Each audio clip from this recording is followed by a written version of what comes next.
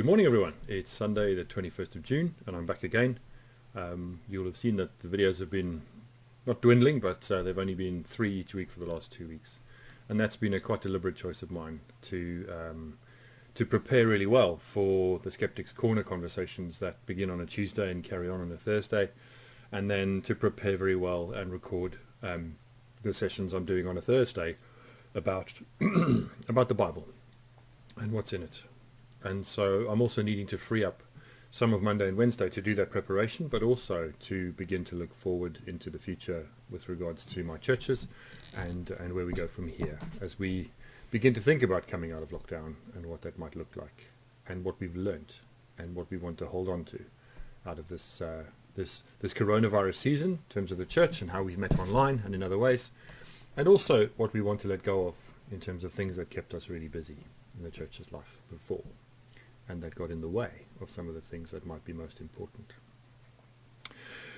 I think this is the 15th Sunday outside of leading worship in a church building, and it's been a long time. And it might be that it's at least until September before we're back in our buildings again, which is another 9 or 10 weeks from now. So there's a lot more road to walk together online and in other ways before we even begin, I think, to meaningfully gather in our church buildings in some way. So I want to share a few thoughts this morning about the book of Ruth, because many churches are working through the book of Ruth as part of a particular season called Bible Month through the month of June. And one of my churches, Central Methodist Church in York, is busy doing that, and I'll be leading worship later there today online and reflecting on the book of Ruth, the second chapter of a book that just has 4 chapters. It's an Old Testament book, comes quite early on in the story of the beginnings of the nation of Israel, and it's an important book. But it is quite a confusing and contentious book because it could mean many different things. Its reason for being written and its place in the canon of Scripture is not up for debate, but it is the matter of considerable conversation. So if you don't know the story, just to summarize from the beginning, Ruth and Naomi are 2 women. Naomi is Ruth's mother-in-law. Naomi is a Jewish woman who has settled in the land of Moab, and her 2 sons have taken Moabite wives, and one of those married Ruth. Naomi's husband and Ruth's husband have both died. We don't know what the situation is with the others, but we know that both of their husbands have died. And we also know that in terms of Jewish culture and their understanding of the place of women in society, women were treated as property within the Old Testament law, and they have no rights of inheritance, and the 2 of them are essentially destitute. And so Naomi says, you stay here with your people, Ruth, and I'll go back to mine, and we'll do the best we can. And Ruth says to her, no, I'm coming with you. My people are your people are my people, your God is my God, and I will return with you. So the 2 of them come back, and it says in the story that when they get back, it causes a bit of a stir. So in chapter 2, we find Ruth going out to scavenge for food. The tradition, the rule, was that when you harvested the fields that were yours as a landowner, you would not go back a second time, send your harvesters back a second time to pick up all the bits that were left lying around. You would leave those, and those who were poor and needy would come behind, and they would glean the harvest. They would get the bits that were left. And so Ruth joins those who are gleaning. And already there seems to be a little bit of tension because she's a foreigner. Boaz, who's the owner of the field, who is a kinsman of Naomi's, somehow related to her, he notices this young woman, who is obviously beautiful, and pays attention to her. He begins with questions to his workers like, to whom does this young woman belong? It's really interesting or shocking way to start a conversation about somebody you see that you don't know, who's female. He then goes on to engage with Ruth directly and says to her, don't worry, carry on. I'll make sure that you're looked after. Stay with the young women who are part of our community's life. And he even says, I have told the young men not to bother you. That should worry us, even just a little bit, that he needed to say that, because of what it says about equality and experience and property and all those things, and the way that they're still alive today in some of our understandings and culture around around who's on top of the pile. And so we find in this passage Boaz even saying to his workers, look, when you've got the bundles of corn and she's just behind you, just pull a few bits out and drop them, leave them. Make sure she's got an extra bit. And of course, in chapter 3, we have a very intimate encounter between Ruth and Boaz at night, which is a matter of some contention in terms of what the story actually means. I'll be talking quite specifically about that next week, and one of the more radical understandings of the nature of that engagement and encounter and what it is about. And then Ruth and Boaz marry. So what's it about? Well, some people say it's a commentary on the status of widows and orphans. A commentary on the status of Boaz. It's about power and privilege. Ruth, not other people. Some people think that it's quite simply a beautiful love story. And that beautiful love story is about the way that Boaz is able and free to particularly show favor to Ruth. And the way that he goes out of his way, almost stoops down as a wealthy Jewish man to woo this outsider. It's almost Disneyfied in the way that we tell the story. He marries her, they have a child, and of course that child is called Obed, and Obed becomes the father of Jesse, and Jesse becomes the father of King David, who's not yet King David when he's born, but becomes David, who is king and who is the central figure in the establishment of the kingdoms of Israel. What's chapter 2 about? The chapter where today we're reading, even though we're a week behind at Central, most congregations who are using it are reading chapter 3 today.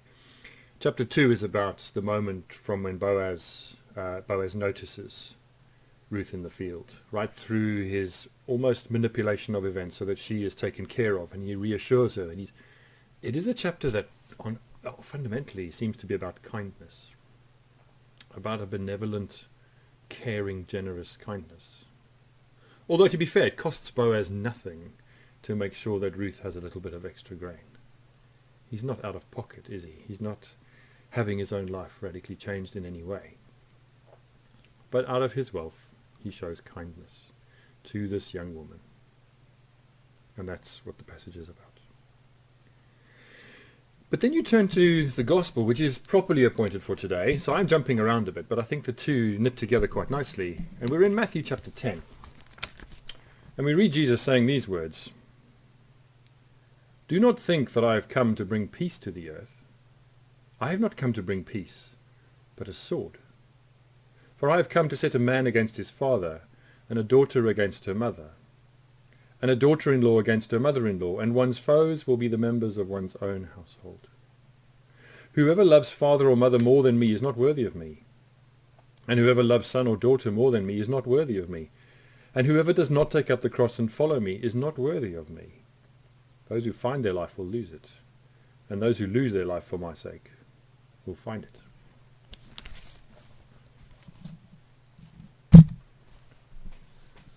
So what is Jesus saying? Well, I don't think he's saying I've come to start a fight. That's not consistent with all the rest of what we have in the Gospels in terms of his words and actions. But I think he is saying something about kindness and, well, the kingdom of God with some teeth. That so often, as we look at a book like the book of Ruth, we read it from a picturesque distance.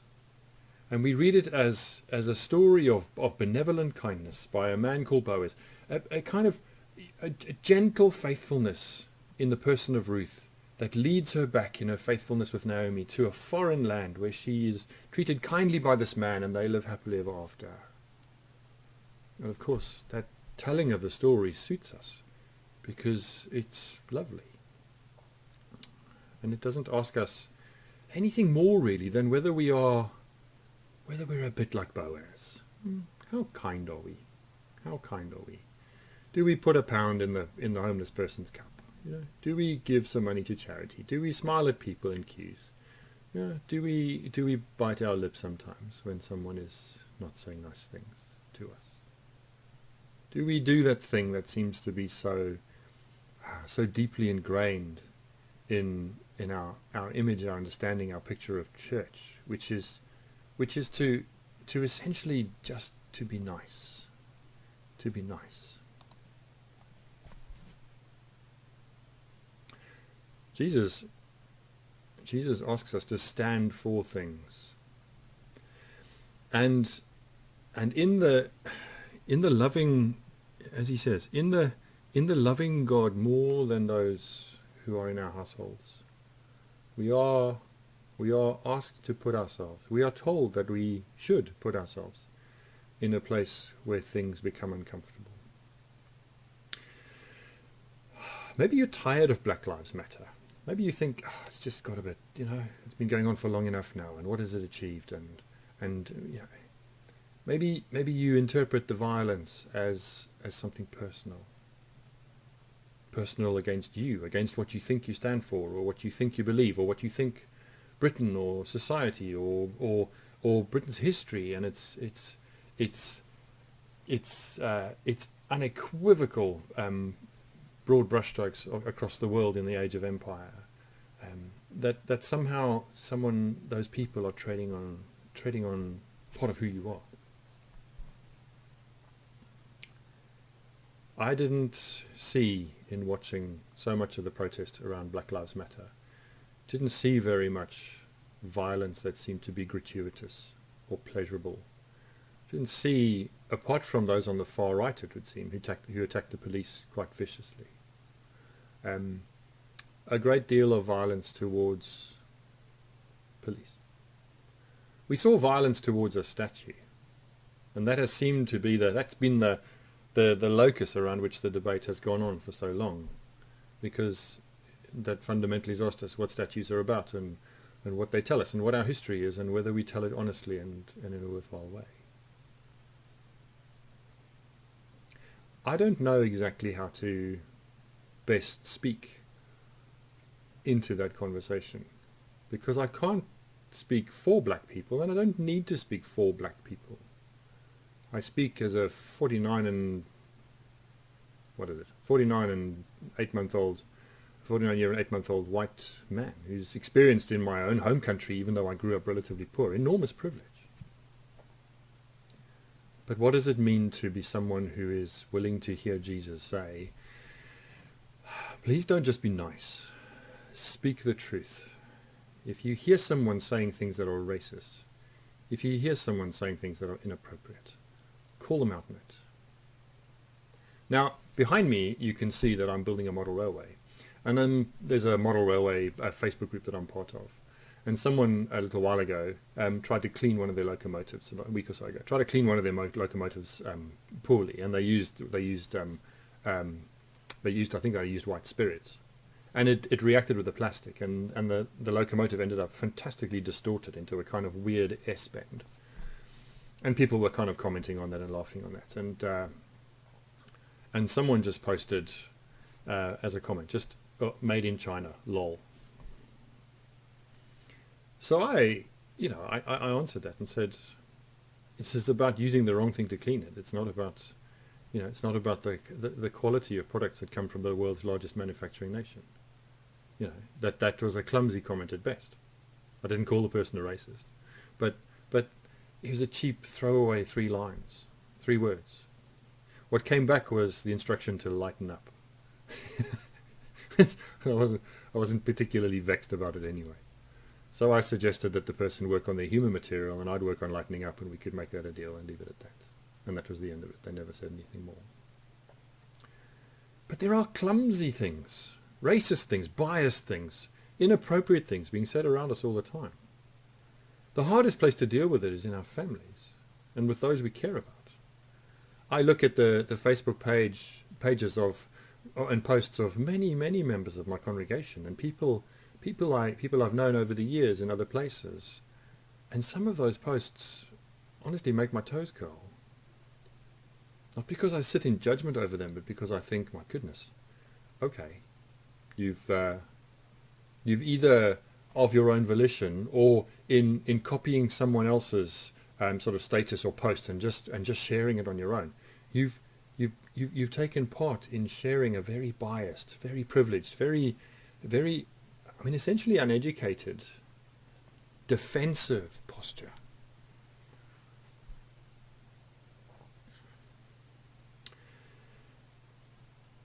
Kindness. Kindness. I think it's at the very heart of the gospel.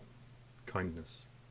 It is an act of choice, not just a warm, fuzzy feeling. The choice to be kind is important. And it's one that will always be there for us. A colleague of mine in South Africa once said, I remember him saying this, he said, remember whenever you sit in church, that you're sitting next to a pool of tears. And there have been some lovely posts that people have put up on Facebook in the last while and other places. The reminder that we never know what someone else is dealing with. We never know how much desperation they may feel. We don't know the status of their mental health, their physical health. They worry about a neighbor or a relative or a friend or themselves in some journey with the medical diagnosis. We never really know what's going on in someone's life. And so sometimes the people who seem the most crass, the most offensive, the most obnoxious, the most inconsiderate, are people who are quite literally clinging on by their fingertips. Now, not always, but wouldn't it be good if we could all start from that place?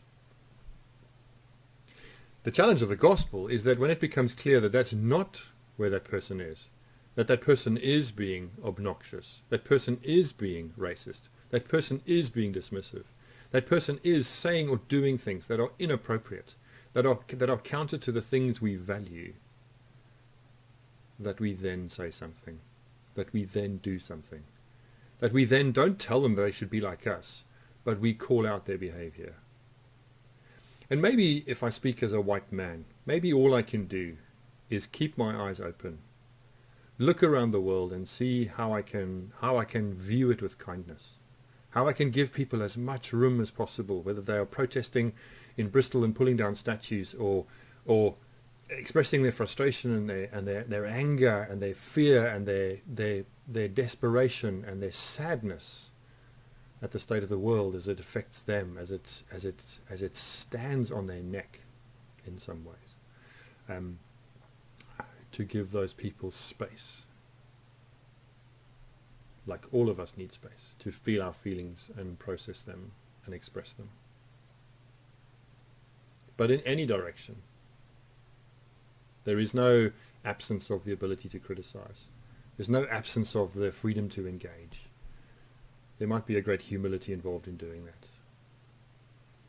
But maybe today, as we think about Boaz and his treatment of Ruth, as we think about how we like those stories to be held at a beautiful distance from us, where they are picturesque, lovely, and can end with a Disney theme tune. And as we live with the uncomfortable words of Jesus, who in the midst of everything he says about us being reconciled to God, says to us quite clearly, I haven't come for things to be nice and polite. I've come for things to be real and honest. I've come for things to be in the open and discussed. I've come for adults to be adults together and to show children the way in their being adult together. I've come to live in the bittersweet truth of love and family and all that it means to be surrounded by difference, and some of that difference to not just be grating but painful. That's what I've come to do. And it's not that God relishes that or wants that to be the case, but because that's the only place in which we will really learn and grow and become more like Jesus ourselves, in that real, honest, open, challenging, at the same time as being kind, welcoming and inclusive space. So I don't know what you make of the Black Lives Matter protests or any of the other protests about inequality. Certainly Ruth is a book that is partly about inequality. Boaz steps in with his kindness. And there's a lesson for us there. But let's not forget the words of Jesus today. Jesus who says to us, remember the space I'm asking you to inhabit, to create together, to shape, to offer to the world. It is not a comfortable space. It is not a space free of conflict. It is not a space shaped most powerfully by a kind of benevolent kindness where we just don't address certain things when we hold them at a distance and we just talk about love and grace and the things that stroke our backs, our egos, our fears, whatever they may be. So I'll leave you with those thoughts for today. Next week we're going to read Ruth chapter 3. We're going to read it in a way that changes some of the words and perhaps brings new meaning to the desperation of Naomi and Ruth as they try to survive in the midst of a country, and especially the presence of a household in Boaz's, who are family, doing rather well. And we'll see what we make of that. But until then, I hope you have a good week. And I'm back on Tuesday with a bit more Skeptics Corner, back on Thursday with some more of the Bible. God, help us today to be kind and to be honest. Help us today to be loving and truthful.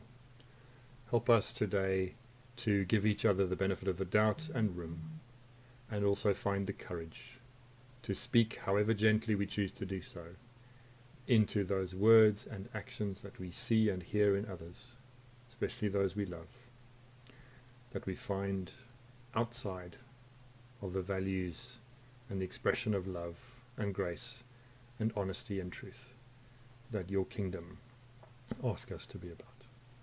So bless us, we pray, as we ask for wisdom in our living in kindness and our living in truth. Amen.